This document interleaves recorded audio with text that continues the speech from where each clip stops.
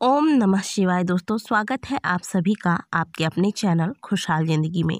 दोस्तों, आज की वीडियो में हम बात करेंगे महाशिवरात्रि से ठीक एक दिन पहले आने वाला महादेव का बहुत ही विशेष व्रत प्रदोष व्रत के बारे में।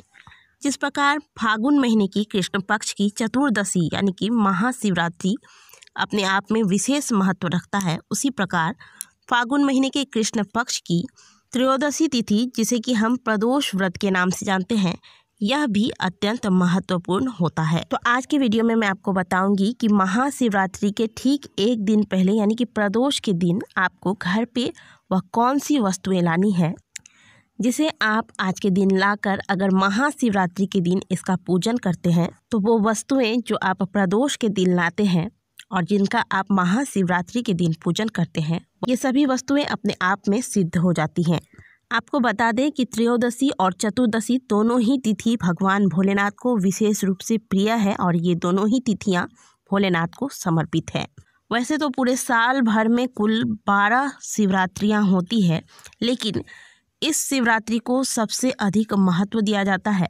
शायद यही वजह है कि इसे महाशिवरात्रि के नाम से जाना जाता है। और इस वर्ष का महाशिवरात्रि तो कुछ दुर्लभ संयोगों के साथ आ रहा है, इसलिए महाशिवरात्रि के ठीक एक दिन पहले सोम प्रदोष व्रत पड़ रहा है। और यह तिथि भी अपने आप में बहुत ही महत्वपूर्ण तिथि है, क्योंकि एक तो प्रदोष तिथि ऊपर से सोमवार का दिन।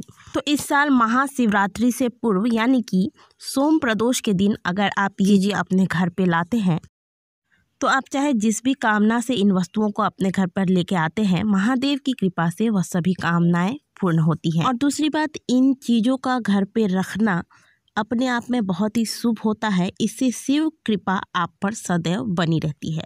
सबसे पहली चीज़ है शिव परिवार की फ़ोटो।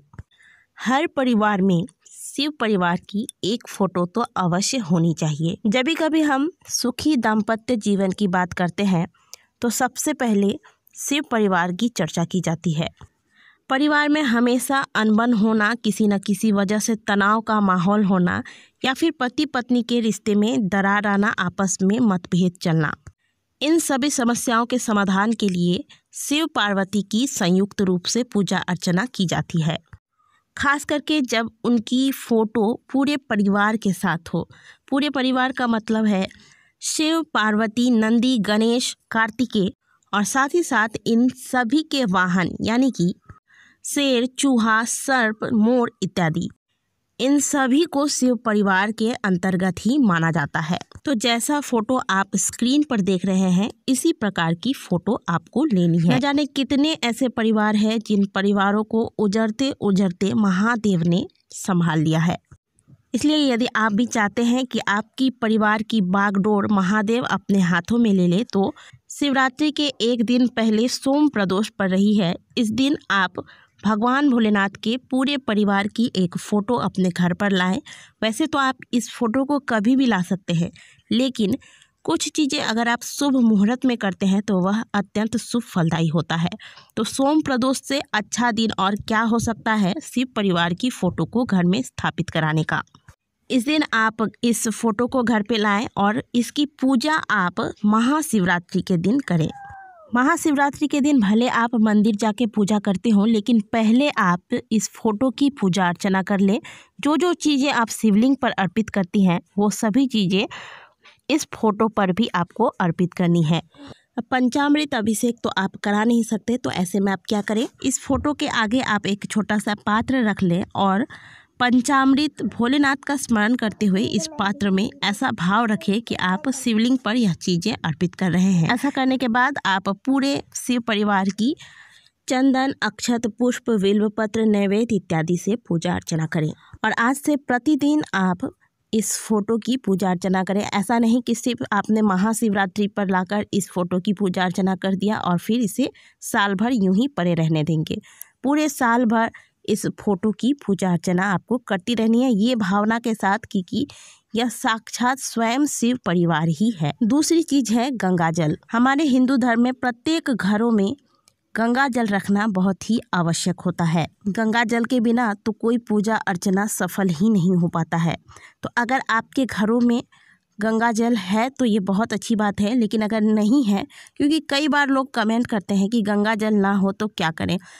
तो देखिए, आप गंगा जल नहीं है तो आप शुद्ध जल से भी पूजा अर्चना कर सकते हैं, इसमें कोई दिक्कत नहीं है। लेकिन यदि धार्मिक दृष्टि से देखा जाए तो क्योंकि हम हिंदू हैं और हमारी तो पहचान ही है गंगा, गीता और गौ, इसलिए आपको आज के दिन अगर आपके घर में गंगा जल नहीं है तो अवश्य अपने घर में गंगा जी को लाकर स्थापित करना है। आप थोड़ा कम मात्रा में ही अगर आपको प्राप्त होता है तो वो लेकर आए और इसे शुद्ध जल में मिला दे। कहा जाता है कि गंगा जिस नदी में जाकर मिलती है वह नदी भी स्वयं गंगा हो जाती है। तो अगर आपको कम मात्रा में भी प्राप्त होता है तो आप लेकर आए, इसे शुद्ध जल में मिला ले। थोड़ा ज़्यादा जल ले लें, इसमें आप जो भी गंगा जल आपको प्राप्त हुआ है इसमें मिला दे, तो वह पूरा जल जो है गंगा जल कहलाएगा।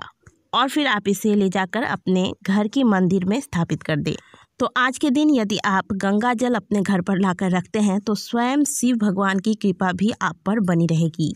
अगली चीज़ है शिवलिंग। अगर आप अपने घर में शिवलिंग की स्थापना करना चाहते हैं तो उसके लिए सर्वश्रेष्ठ दिन जो है वह आज का ही है।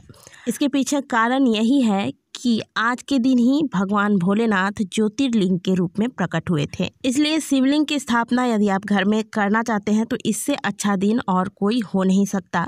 सोम प्रदोष के दिन आप घर में शिवलिंग लेकर आएँ और महाशिवरात्रि के दिन इनका प्राण प्रतिष्ठा करवाएं। जो भी व्यक्ति आज के दिन शिवलिंग की स्थापना करते हैं और फिर आज से पूरे वर्ष भर भोलेनाथ की पूजा अर्चना इस शिवलिंग में करते हैं, भोलेनाथ की कृपा सदैव उस व्यक्ति पर बनी रहती है। कई बार आपके कमेंट आते हैं कि घर में हम शिवलिंग स्थापित करना चाहते हैं, कौन सी शिवलिंग स्थापित करें। शिवलिंग स्थापित करने से आपको कई सारे नियमों का पालन करना पड़ता है। तो घर में स्थापित करने के लिए जिसे आप बिना किसी टेंशन के स्थापित कर सकते हैं वो है नर्मदेश्वर शिवलिंग।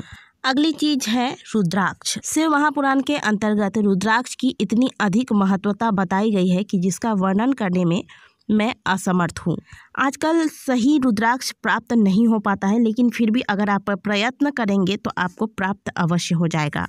रुद्राक्ष को स्वयं शिव भगवान का ही स्वरूप माना जाता है। यदि घर में कोई व्यक्ति है जो बहुत बीमार रहता है तो आज के दिन आप घर में एक रुद्राक्ष लाएं और जब आप भोलेनाथ की पूजा अर्चना करने जाएं तो शिवरात्रि के दिन इस रुद्राक्ष का स्पर्श शिवलिंग से कराकर और फिर इस रुद्राक्ष को लाल रंग के धागे में पिरोकर पीड़ित व्यक्ति को धारण करा दें। इसके अलावा जो साधक रुद्राक्ष की माला लेना चाहते हैं जाप के लिए, वह भी आज के दिन रुद्राक्ष की माला ले सकते हैं। इसके अलावा आज के दिन चांदी का बेलपत्र भी अगर आप अपने घर पर लेकर आते हैं और महाशिवरात्रि के दिन इसे भोलेनाथ को अर्पित करते हैं तो इससे भी आपको महादेव की कृपा की प्राप्ति होती है। इसे आप अपने घर के पूजा स्थान पर जो आपने शिव परिवार की फोटो लगाई है उस स्थान पर भी आप इस बिल्व पत्र को स्थापित कर सकते हैं। तो दोस्तों, ये थी वो कुछ ज़रूरी चीज़ें जो आपको महाशिवरात्रि के एक दिन पहले यानी कि प्रदोष के दिन, और इस बार तो महाशिवरात्रि के एक दिन पहले सोम प्रदोष का व्रत पड़ रहा है और यह अपने आप में कितना पावन दिन होता है यह तो आप सभी को पता होगा जो भी भोलेनाथ के पुजारी हैं, भोलेनाथ के भक्त हैं। तो यदि ये चीज़ें आपके घर में नहीं है तो आप इस दिन इन चीज़ों को अपने घर में अवश्य लाएं और महाशिवरात्रि के दिन इन सभी की स्थापना करें, पूजा अर्चना करें। आशा करते हैं कि आज की दी गई जानकारी आपको अच्छी लगी होगी। वीडियो अच्छी लगी है तो वीडियो को लाइक करें, कमेंट बॉक्स में हर हर महादेव अवश्य लिखें। मिलते हैं आपसे अगली वीडियो में, तब तक के लिए ओम नमः शिवाय, हर हर महादेव।